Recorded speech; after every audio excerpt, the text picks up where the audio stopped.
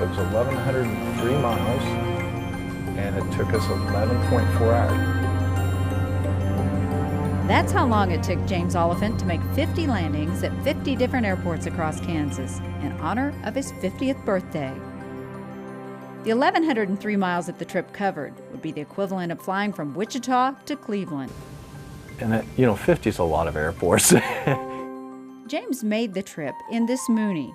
His dream began when he attended a friend's 50th birthday party. And I thought, mine's going to be here one of these days, and what am I going to do? A party just seemed to be so normal. Since James is anything but normal, he wanted to do something bigger, something more interesting, something he'd remember, and something that incorporated his love of flying. Just kind of mentally started doing the kind of airports around Wichita. I said, this is something that's possible. James started talking about the idea to friend and fellow pilot Phil Weens. After that conversation, Phil decided to fly with him that day. Now, so the day the flight now starts, are you thinking, boy, was I crazy for coming up? What's going through your mind? When we started out, it was like, we're gung-ho, and the first 2 hours or so were just like smooth as glass. And then as the longer we flew, we got out, our route was very circuitous, as you can imagine, and we got to around Kingman, and it started getting a little rough. Part of our flight's going to be a little bumpy just because we're in that time of the day and the season where the thermals are. But the longer we flew, the rougher it got. And we kind of figured we'd get about 5 airports an hour, and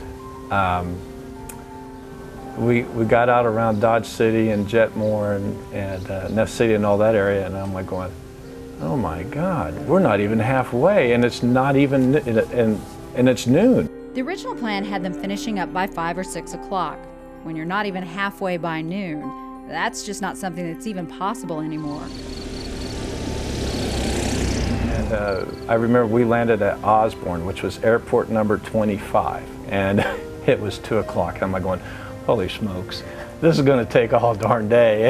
When they landed in Osborne, James told Phil to grab the camera. They opened the door and shot a quick picture to memorialize the feat. I knew that I'd landed at more airports in one day than I'd ever had at that point, just doing 25.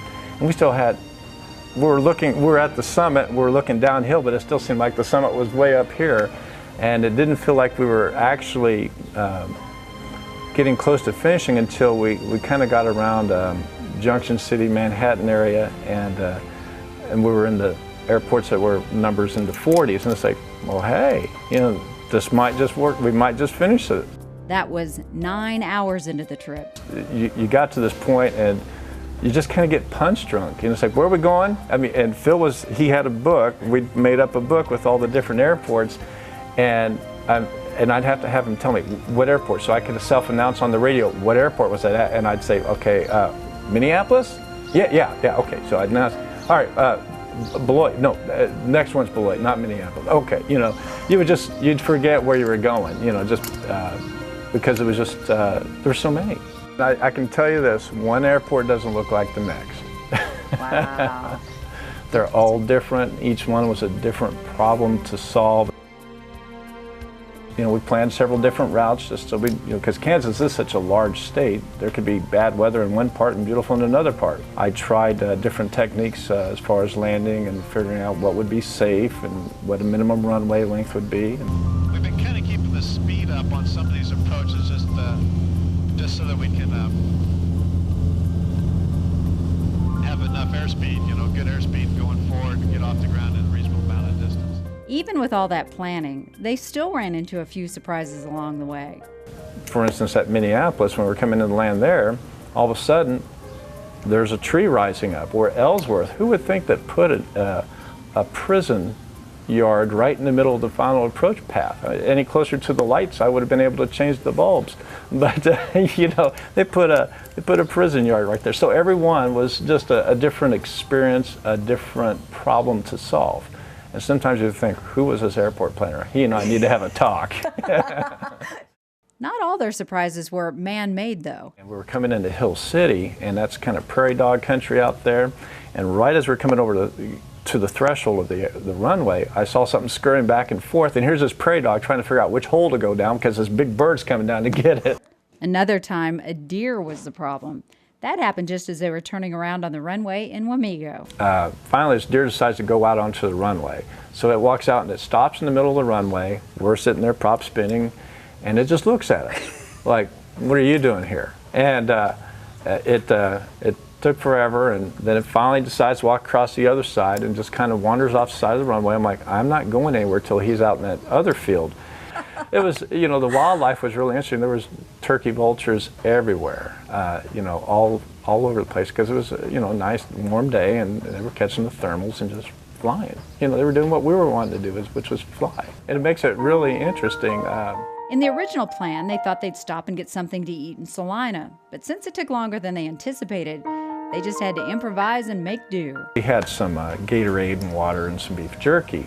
All right, 6,100 feet, touch and go. Alrighty. Yeah, it was a long day. So when we landed here at Stearman, there was a steak waiting for me. Yeah, I bet. And I bet you didn't take long to eat it either. It was really tasty. I bet.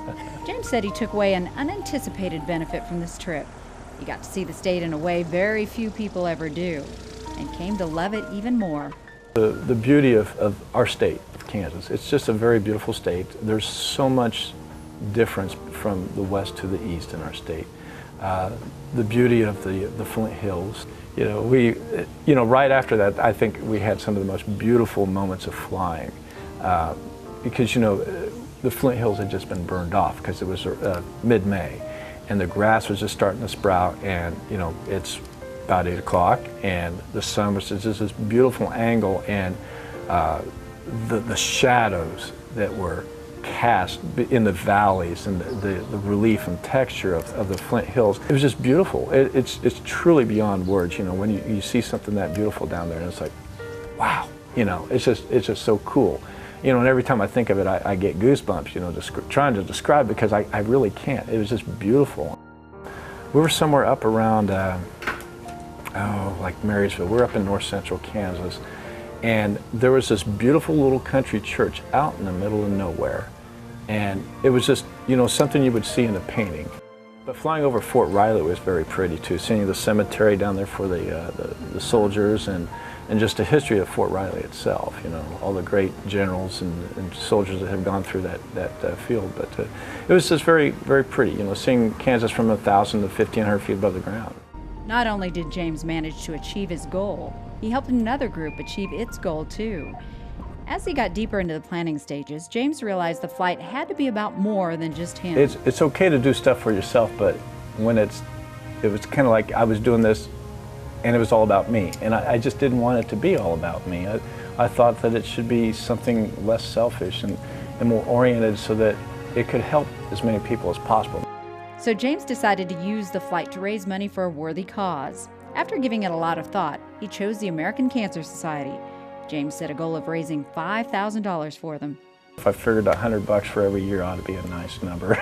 It's just a real nice feeling to get out there and know that you're helping people, you're doing something you've never experienced before. Knowing that you can do that to help other people and make maybe their life a little bit better, and benefit from something that you're able to enjoy, something that you're able to have.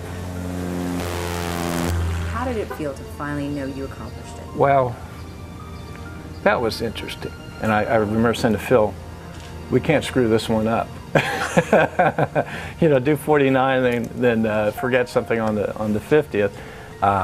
But, you know, it was like almost like, well, that was really a lot of fun, and you almost didn't want it to end, but you were ready for it to end. This is for my 50th birthday, 50 airports. What are you going to do for your 50th birthday?